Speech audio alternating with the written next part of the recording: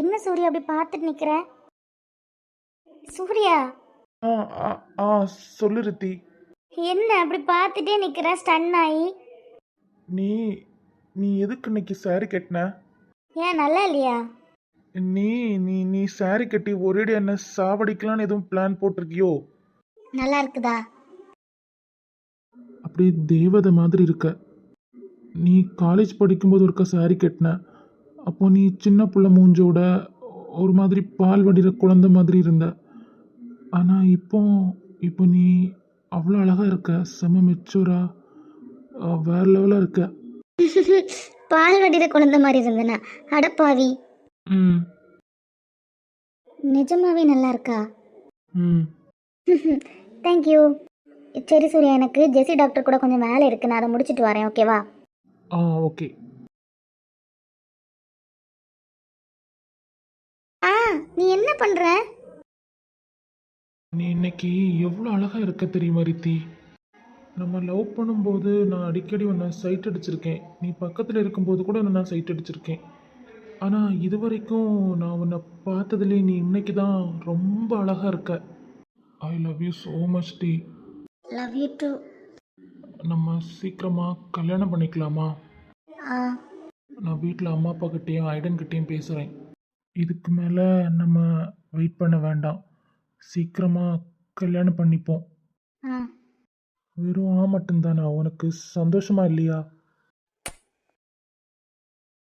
நீ ரொம்ப ரொம்ப பேட் பாயா மாறிட்டு வர சூர்யா. பேட் பாயா இருந்தனால தான் என்ன பிரேக்கப் பண்ணதுக்கு அப்புறமாவும் உன்னை ஓகே சொல்ல வச்சிருக்கேன். அடடடடா. சரி ரித்தி, நீ இதில் உட்காரு. எனக்கு ஒரு முக்கியமான விஷயம் உன்கிட்ட பேசணும். என்ன விஷயம்? நம்ம கல்யாணம் பத்தியா? இல்லை இல்லை, நீ ஃபர்ஸ்ட் உட்காரு, நான் சொல்கிறேன். ஆ, என்ன சூர்யா சொல்லு. சத்யா உங்கள் வீட்டில் 1 வீக்காக தனியாக தானே இருப்பா? அதுக்கு என்ன, அத்தை கிட்ட சொல்லி எங்க வீட்டுக்கு கூப்பிட்டா போச்சு. எப்படி ரித்தி? நானும் அதை தான் உன்கிட்ட கேட்கணும் அப்படின்னு நினச்சி தயங்கி தயங்கி நிற்கேன். ஐயோ, இதுல என்ன இருக்கு? நான் ஐடன் கிட்டேயும் பேசுகிறேன், நீ அப்புறம் உங்கள் அத்தைக்கிட்டேயும் பேசு, சரியா? சரி சரி, அதெல்லாம் ஒன்றும் சொல்ல மாட்டாங்க அத்தை, சும்மா கேட்டாலே போதும். இருந்தாலும் உங்ககிட்ட நம்ம கேட்கறது தான் முறை. சரி, அதெல்லாம் நான் பார்த்துக்கலாம், நீ அதை நினைச்சு எதுவும் வருத்தப்படாத. ஆ என்ன பழப்பு இது? நம்ம வாழ்க்கை எதை நோக்கி பயணமா போய்கிட்டு இருக்குன்னே தெரியலையே. என்ன ப்ரோ, பயங்கர அடி போலையே.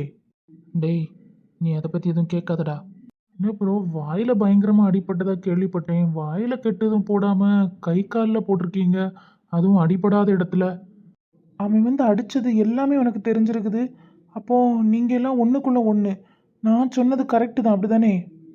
வாயில் அடி வாங்கினதை மறைக்கிறதுக்காக கை காலில் கெட்டு போட்டுட்டு திரியிற, மறுபடியும் என்கிட்ட அடி வாங்கிறாத.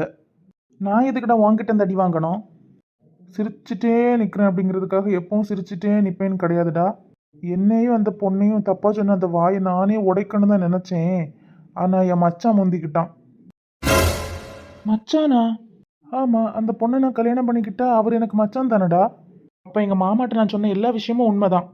நீயும் அந்த தாரணை லவ் பண்ணிக்கிட்டு அதை சொல்லி கொடுத்த என்ன அவங்க கையால் அடி வாங்க வச்சிருக்குதிய.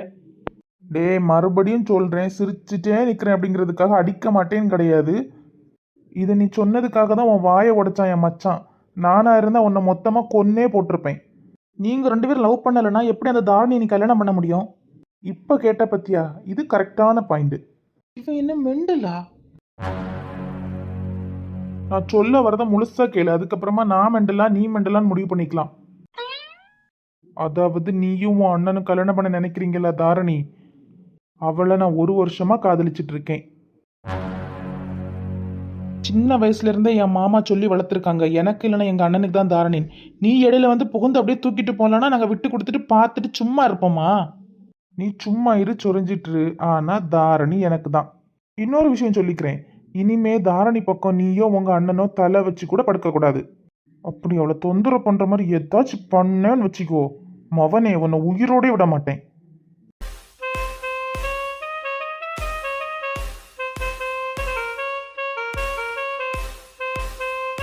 அதையும் பார்த்துடலாம்டா. பரவாயில்லையே, சேல்ஸ் ரிப்போர்ட் இந்த அளவுக்கு இன்க்ரீஸ் ஆகிருக்குது. வேற லெவல். அப்போ எம்ப்ளாயிஸ் எல்லாருக்கும் இன்க்ரிமெண்ட் போட்டுற வேண்டியதான். ஏங்க, சொல்லுமா. உங்களை நான் எங்கெல்லாம் தேட இருக்கு எதுக்கு தேடின? கிஸ் கொடுக்கறதுக்கு. நிஜமாவா? ஆமாம், வேறு வேலை இல்லை எனக்கு, உங்களை கிஸ் கொடுக்கறதுக்கு தேடுறேன். ரஷ்யா கிளைண்ட்டு கூட இன்னைக்கு ஈவினிங் ஒரு மீட்டிங் இருந்தல, அது வந்து ரீஷெடியூல் ஆகிருக்குது. அதை சொல்கிறது தான் உங்களை எங்கெல்லாம் தேடியதுக்கு. பிறகு பார்த்தா நீங்கள் இங்கே வந்திருக்கீங்க. அது நான் சேல்ஸ் ரிப்போர்ட்டை பார்த்துட்டு இருந்தேன். ஓ அப்படியா? நான் காலையிலேயே வந்ததும் பார்த்தேங்க. போன மாதத்தை விட இந்த மாதம் நல்ல சேல்ஸ் இன்க்ரீஸ் ஆயிருக்கு பார்த்தீங்களா?